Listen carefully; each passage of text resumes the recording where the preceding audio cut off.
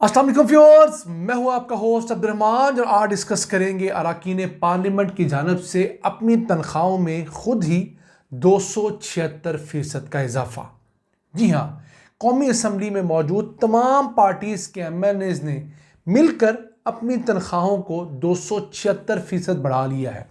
यानी इस वक्त जो उनकी तनख्वाह महाना 1,80,000 रुपये थी, उसे बढ़ाकर 5,19,000 रुपये कर दिया गया है। हुआ कुछ यूँ कि कुछ अरसे से कौमी असम्बली के मेंबरान ने शोर डाला हुआ था कि उनकी तनख्वाहें सेक्रेटरियों की तनख्वाहों से भी कम है। मैं फेडरल सेक्रेटरीज़ की बात कर रहा हूँ। तो हुआ क्या, कौमी असम्बली की फाइनेंस कमेटी में ये मसला पेश किया गया और पेश किसने किया? PTI के 67 अरकान ने।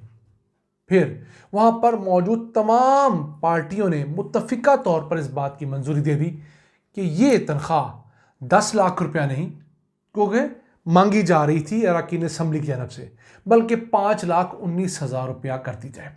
अब इस कमेटी की मंजूरी के बाद इसे कौमी असम्बली मंजूर करेगी, सेनेट जाएगी और उसके बाद सदर के साइन के बाद इन तमाम अरकान की तनख्वाह बढ़ जाएगी। अब कौमी असम्बली के अंदर अगर फुल हाउस मुकम्मल हो, जो इस वक्त नहीं है क्योंकि PTI को मखसूस नशिस्तें नहीं मिली, तो 336 अरकान की सिर्फ तनख्वाह सालाना पहले जो 60 करोड़ रुपया थी, अब वो बढ़कर 2 अरब रुपये सालाना हो जाएगी। याद रहे, कौमी असम्बली का इस साल का बजट 12 अरब 70 करोड़ रुपये है, जिसमें से 7 अरब 70 करोड़ रुपये तो मुलाजमीन और बाकी तनख्वाहों की मद में जाता है, जबकि 4 अरब 10 करोड़ रुपए ऑपरेशनल कॉस्ट है। आप इससे अंदाज़ा लगाइए कि ये कौमी असम्बली हमें कितनी महंगी पड़ती है और इस कौमी असम्बली का हम आम पाकिस्तानियों को क्या फ़ायदा है। ये मुझसे बेहतर जज आप हैं। इन्होंने अब तक हमारे लिए कौन से अच्छे कानून पास किए हैं? कोई 5 आप बता दीजिए, मैं तो नहीं गिन सकता।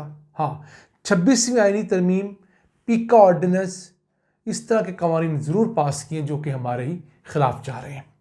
अब कौमी असम्बली के मेंबरान का कहना यह था कि जनाब, हमारे सेक्रेटरीज़, जज और दीगर लोगों की तनख्वाहें हमसे कहीं ज़्यादा हैं। उनकी बात में बहुत हद तक सदाकत भी है। किस तरह? फेडरल सेक्रेटरीज़ की जो तनख्वाह है वो तकरीबन को 8,18,000 बनती है तमाम अलाउंसेस के बाद। फिर अगर बात करें चीफ सेक्रेटरी की, 14 लाख रुपये तनख्वाह है। IG जो हर सूबे में एक होता है, IG पुलिस, उसकी तनख्वाह 10,45,000 रुपया है। फिर सुप्रीम कोर्ट के जजों की तनख्वाह अब हुकूमत ने बढ़ाकर 27,47,000 रुपया करती है और चीफ जस्टिस ऑफ पाकिस्तान की तनख्वाह 28,15,000 रुपया है। याद रहे, 26वीं आईनी तरमीम के बाद मौजूदा हुकूमत ने इन जजों की तनख्वाहों में तकरीबन 10-10 लाख रुपए का इजाफा किया है जुडिशल अलाउंस की मद में, ताकि जज मज़ीद पैसे देखकर चुप हो जाए। लेकिन जो जज ज़मीर के मुताबिक फ़ैसला करता है, उसे 10 लाख रुपया क्या कहता है? ये जज जो सुप्रीम कोर्ट में बैठे हैं, इनमें से अक्सरियत ऐसी है कि जो एक एक केस अगर बतौर वकील पकड़ते तो 5-5, 10-10 करोड़ रुपए का केस था। यानी जितनी तनख्वाह ये साल में लेते हैं, उतनी ये एक केस से ले सकते हैं। मैं अक्सरियती जजों की बात कर रहा हूँ, लेकिन चंद ऐसे हैं जो बेचारे बहुत ही माठे भी हैं, तो उनके लिए 28,15,000 रुपये की जॉब सैलरी को सैलरी नहीं है।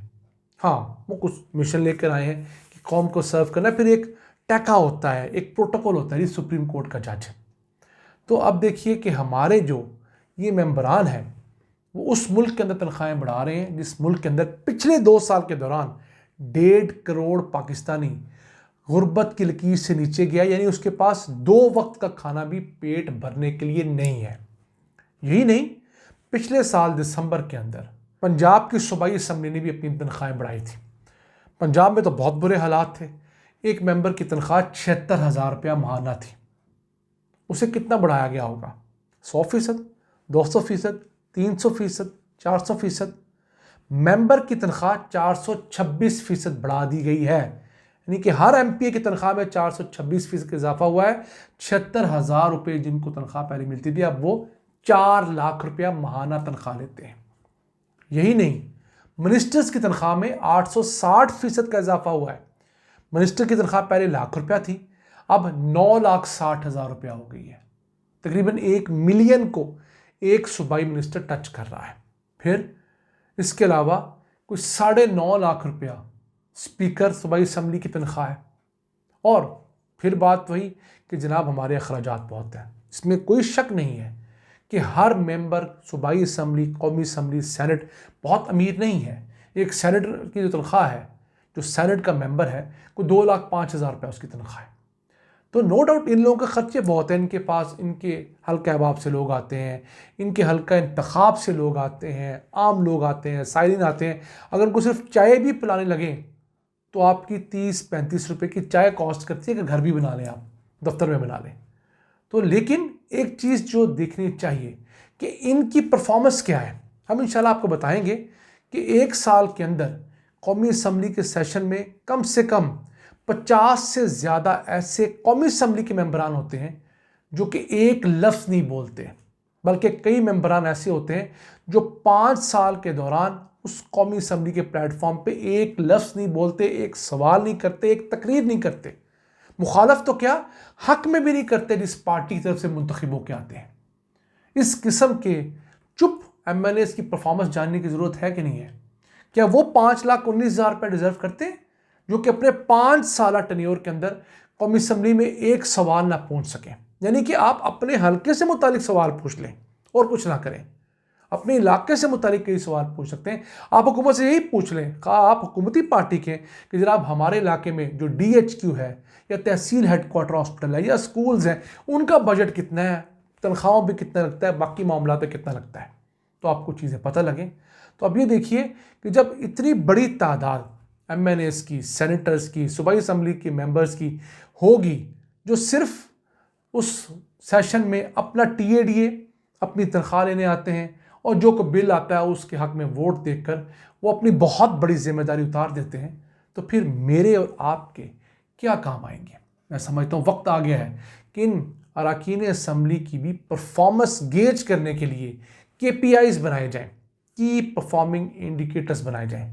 पता लगे कि एक मेंबर 1 साल के अंदर एक सेशन जो होते हैं मुख्तलिफ, कितनी दफ़ा पार्लियामेंट हाउस में आया, कितनी दफ़ा उसका हिस्सा बना, कितने सवालात पूछे, कितनी करारदादें मूव की, कितने बिल्स ड्राफ्ट किए, तमाम चीज़ें उसमें डालें ताकि हमें पता हो 5 साल बाद हमारे इलाके के MPA ने, हमारे इलाके के MNA ने हमारे इलाके के लिए ये मुल्क की सतह पर कोई चेंज लाने के लिए कानून साजी की।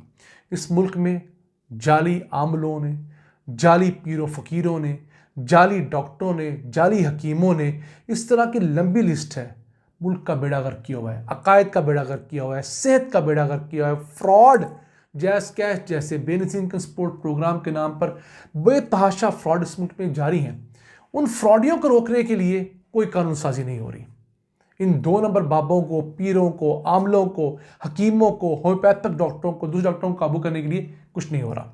अपने मेज़बान अब्दुल रहमान को इजाज़त दीजिए। अल्लाह के बाद।